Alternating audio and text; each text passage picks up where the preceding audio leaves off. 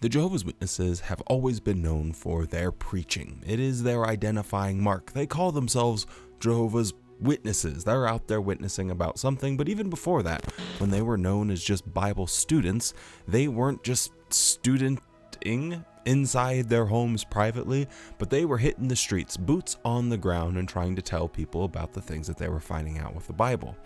But then recently, a couple of years ago, something very strange happened that essentially shifted the entire identity of Jehovah's Witnesses. Sharing in the ministry also reflects our sincere love for our neighbors and our love for the good news. So we engage in our ministry not because we fill out a report each month. We might say that our ministry is our personal gift to Jehovah and to our neighbors. The governing body believes this same principle can be applied when it comes to reporting our time spent in the ministry. Our ministry involves much more than counting time. For this reason, we are pleased to announce that beginning November the 1st, 2023, congregation publishers will no longer be asked to report the amount of time they spend in the ministry. Now, on the surface, you might not think that this would cause this catastrophic change within the organization. You would think they would still have their identity, Jehovah's Witnesses. They would still see themselves as witnessing about their God. But the thing is if you spend enough time in the preaching work, you will come to a brutal conclusion. It's unproductive. No one is being converted by you knocking on their door. No one is listening to you while you're standing on a street corner with a sign that says, "Would you like to know the Bible?" I was a pioneer. That means spending 70 hours every single month for 10 years. And in all of that time, I had extraordinarily little success. Even with a bit of charisma and pizzazz, it doesn't make any difference if the message you are trying to bring is crap. But then again, a couple of years ago, the leadership of Jehovah's Witnesses, the governing body, made a strange decision that would effectively cancel out the urgency of the preaching work. So let's think about some that we know, perhaps unbelieving relatives, disfellowshipped ones, others that have heard the message, perhaps studied with us. Could some of them, once they see the destruction of Babylon the Great, decide that what Jehovah's Witnesses were saying is correct after all? Could they take a stand for the truth? Well, if they changed their hearts and joined us, would we be disappointed? Now, we can't be dogmatic, but we don't want to be like Jonah and say, "Oh, no, the door's closed, no. But of course, we might be thinking, yes, well, I understand why we said what we did before, but is it really the case that all these ones that we've studied with or so on, some of them may have a chance to join us after Babylon the Great is destroyed? Is that fair?" Last minute repentance. So if you've kept your finger on the pulse of this situation, you come to a conclusion. The preaching work is dead. I know the preaching work is dead. Jehovah's Witnesses know that the preaching work is dead. The governing body know that the preaching work is dead. And yet somehow, some way, they still talk about it as if they are having this windfall, this monumental success with their preaching. And in a talk by governing body member Mark Sanderson at the 2025 Pure Worship Convention, he is going to try and convince Jehovah's Witnesses that the fields are ripe for harvest. Which, if you were ever a Jehovah's Witness, you know what that means. That means that there's people that are ready to convert and become a Jehovah's Witness. You just have to go and find them. And I just wanted to take a second to laugh at him trying to convince people that the fields are white for the harvesting. So let's do this.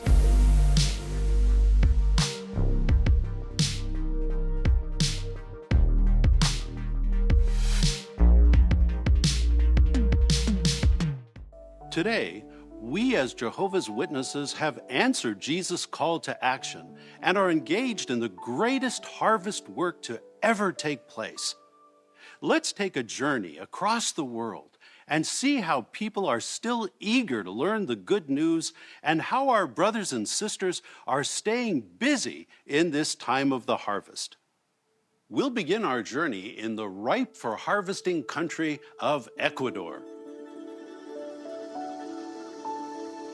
The governing body have this incessant need to flex whenever they spend money. They have a shiny new toy and they want to show it off.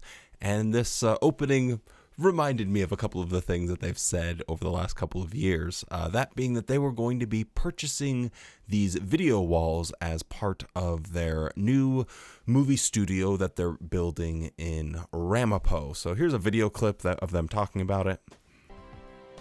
We've developed beautiful studios that will be functional not only now, but also for future projects. One exciting feature of the Media Center will be the use of video walls for virtual production. In fact, we've already begun filming with this new technology here at Patterson. With these video walls, we can create digitally backgrounds that can be used to give the appearance that we are shooting it in a foreign location.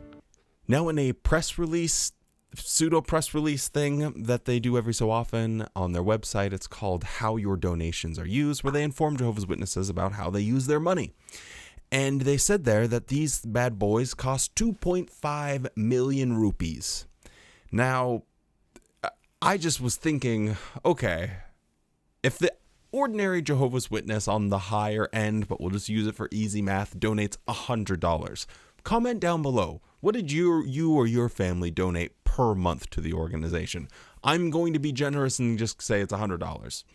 Well, if every person in the congregation, not just family person, donates $100, and there's 100 people per congregation, you're talking about the donations from 20 congregations for 1 year, assuming, and look at the numbers down below and see the actual number that people donated in the comments. Maybe it will shock you. But that would be assuming all of those things. 20 congregations to buy one of these things. And for what? Could he not have done this talk without the little things behind him? Better yet, like you guys have seen what I do. I mean, doesn't look too bad with a green screen. That green screen cost me $30. Why? Why on God's green earth would you need to spend $2.5 million on these suckers? And not just for one.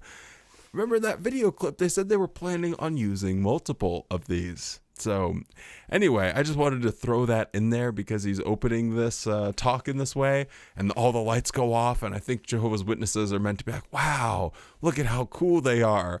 But instead they should be asking themselves, hey, how much did you donate? Hey, Bob, how much did you donate?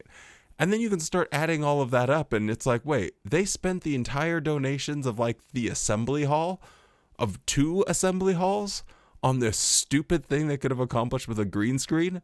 Why are we letting these idiots control our finances? In Ecuador, the words that Jesus mentioned at John 4:35 are being fulfilled. In recent years, the economic crisis, crime, injustice, and insecurity have become more frequent. Seeing evidence that the end is getting closer and closer and hearing the good news has caused many people to listen to the message. Today, more than 100,000 Kingdom publishers announce the good news. Bible studies are easily started, meeting attendance exceeds 100%. And last year, more than 4,000 people were baptized at our circuit and regional assemblies. Our more than 25,000 regular pioneers include many young people. What are our brothers and sisters achieving in the ministry? Now you could listen to the Jehovah's Witnesses try and hoodwink you and fool you into thinking that they are experiencing this massive growth. You know, they will have their highly produced little video segment, and hey, by the look of it, I mean, the guys with the fancy cameras and they're showing all of this cool stuff, they couldn't possibly be lying to me. Well, let's just go to the raw data. Let's just look up the country of Ecuador, and they said in recent years, so let's just take the last 5 years. It seems fairly recent. If I say something happened recently, I would say 5 years is a pretty generous amount of time to look at. What will we find? We will find that they have an increase of about 1,400 people. Okay. And how many people have been baptized in that same amount of time? 14,000 people. Huh. So they have a 1,400 people as far as growth, and yet they've baptized 14,000 people. That doesn't seem like they're experiencing a lot of growth to me. That seems like they are barely, and I mean barely, able to keep up with the amount of people leaving by baptizing children. I've come to love pioneering. It's an incredible way we can show love to Jehovah and to people. They suffer family problems and also violence. When I see people who feel sad and empty, meditating on the blessings I have and that they can have too, motivates me to offer them a Bible study. I have learned from the difficulties people face and the problems they suffer, they need to be listened to. We have the opportunity to help a person who is drowning spiritually, to see how they come to life filled with hope, with happiness. It's one of the most incredible things about pioneering, and every sacrifice is worth it. With hearts full of love for Jehovah and people, Fiorella and many like her diligently seek out the deserving ones in every corner of the country. There are still territories in remote and isolated areas that we need to reach. We still have a lot to achieve. Yes, Jesus' words are still true. The fields are white for harvesting here in Ecuador. Listening to this really bothered me. It felt like when you go to adjust your underwear and one of your ball hairs gets stuck and you yoink it and you're like, ooh, zoink, Scoob. That didn't feel very good. 50% of the audience will know exactly what I'm talking about. The rest of you, I'm sure you can imagine. I'm sure this is a lovely person. I'm sure she is a bright, smart, motivated, organized person that wants to genuinely help people. She's concerned. She wants to make people's lives better. And it's incredible that she can have this compassion. And then Watchtower, as an organization, looks at her compassion and her desire and want to help people. And they don't have any amount of self-reflection and think to themselves, shouldn't we have this same desire to help people? Shouldn't we be motivated by seeing people in a less fortunate situation than we are and think, we absolutely have the resources to dramatically improve their lives, even if it's only in a temporary way? Maybe it can be just the change that someone needed. But do they think, okay, let's dedicate some of these finances to building schools or hospitals or having programs set up inside of hospitals to cover people's medical expenses so they don't drown in medical debt? No. Do they think to themselves, man, we have a lot of resources and people willing to volunteer. Maybe we will use that to help build parks in the community, to work at a kitchen, to feed people that don't have an adequate amount of food, to help build shelter for people that don't have adequate housing. Do they use, even if it is volunteer labor that they can capitalize on, do they use that volunteer labor to help people? They don't. I suspect that if she was a member of the governing body and it was her decision, she would be appalled to see the financial situation of the organization and how little they do for poor people in a country like Ecuador. I've been to Ecuador. I was there for about a month, and that was the first time in my life that I saw true poverty. And I sat and I cried for about an hour straight. You know, there's nothing that quite hits you like seeing real poverty. Like we, and here in America, or a lot in Western places, there's a different level of being poor here. You know, still with your Xbox and your PlayStations and your flat screen TV and your car and your fridge is overflowing with food, versus there, where people literally don't have clothes. They literally do not have food. And I just cried and I cried and I cried because my brain almost couldn't assimilate this information. And I just think about the governing body. They've had this experience. They've traveled to these places. And yet they go there with their fancy camera equipment to shoot a propaganda piece. And yet they don't ever do anything to help people. They are that nutsack hair that's just really annoying. So now you can think about that every time you see Mark Sanderson. Congratulations. Our brothers and sisters in Ecuador are working hard to preach the good news. It's encouraging to see many young ones are reaching out to pioneer. If you're young, have you made it a goal to reach out to pioneer? Like Fiorella, a rewarding and satisfying life awaits you if you do. You know when a pen is out of ink? You know it's out of ink, and you're trying to write with it, you're hitting it, and you're licking the tip of it, and I just said lick the tip, there you go. They ask you how you are, and you just have to say that you're fine when you're not really fine. And you're pounding, it just won't work, but you keep trying anyway. I feel like that's what the governing body is doing with this, constantly making it a point to try and recruit young people. Just stop already.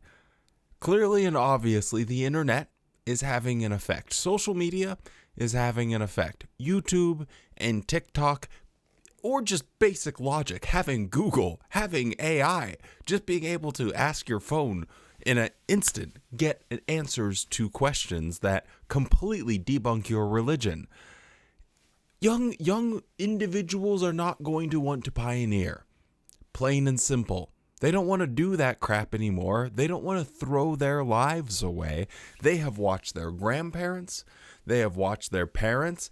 Who knows? Maybe they've even watched their great-grandparents throwing away their lives listening to you goofballs. Do you really think that they are just going to line up like those sheep that are just jumping right off the cliff, nose to butt, just one after the next? No, they're not going to. Stop. Just stop saying the same tired old line. Let's get like learn something new. You're like a Dalek from Doctor Who. Exterminate! Like get a new voice line there, brother. Across the ocean, on the continent of Africa, there's been tremendous growth. In just the last year, countries such as Malawi, Mozambique, and Zimbabwe have recorded all-time peaks in publishers. Let's travel to Angola, where thousands of Bible studies are started each year. Now, I don't want to be a Dalek myself and just keep repeating the same line, so I won't, but you kind of understand the gist of this. It's something very similar when you look at Angola, not to the severity that it was, severity? Gravity? I don't really know, that it was in Ecuador, but kind of similar. They had to baptize 52,600 people in order to have growth of 15,200. So where did those 30-odd something thousand people go? Watchtower, your numbers don't actually look that good. They're not that impressive. And this is, in my understanding, Angola is one of the most that the organization has grown in the last 5 years. And it's still a head scratcher of, you had to baptize how many people to see what number of growth? That must mean a lot of people are leaving your religion. Hundreds of thousands a year. And that's just what's happening. despite knowing this, despite having this data in front of him, he just has to keep beating this old dead horse to death. He just can't let go. It's like when you haven't done laundry for a while and you got that one pair of Superman underwear with holes in it that you've had for 15 years. Surely I'm not the only one who has that pair of Superman underwear that they've had for 15 years. But you have no other choice. It's like, oh, well, I guess I got to put this on while I do the wash right now. I feel like that's the organization at this point in time. It's so tired. It's so full of holes. It's been around way too long. It just needs to go, but they're just trying to hang on by a couple of threads that they have left. Jesus' words at John 4:35 are just as true today as they were when he first spoke them. People everywhere are longing for lasting hope, something only God's kingdom can bring. As this world becomes more challenging, people's hearts may soften as they become aware of their spiritual need. Seize the opportunity by offering a Bible study to anyone you meet. We'd like to take a moment to express our deep appreciation for all the work that you, dear brothers and sisters worldwide, are doing as you engage in the preaching activity. And I would like to thank the governing body. Thank you for putting together JW Broadcasting, for blasting your faces out there to the world so that we could see you exactly as you are. As charlatans, as a bunch of snake oil salesmen, as a bunch of actual bozos that I don't even know if you take the time to read your Bibles anymore, if you just have the same old tired scriptures and your interpretations of them repeated over and over again. Thank you so much for being rigid and unyielding and exposing this organization for what it really is, a sham. Because you have done that, I now have a life. I have a life free of your control and free of your meddling in it. And it is pretty awesome. It's pretty great. I don't know if I would have this life that I have now if it weren't for you fumbling the bag so hellaciously. That's probably the wrong word there, but doesn't really matter. Anyway, it's past midnight. My neurons aren't quite firing anymore, so I'm going to wrap it up. Stay safe, be kind, and don't forget to spend more time loving the things you love than hating the things you hate. And now go out there and have a good-ass day.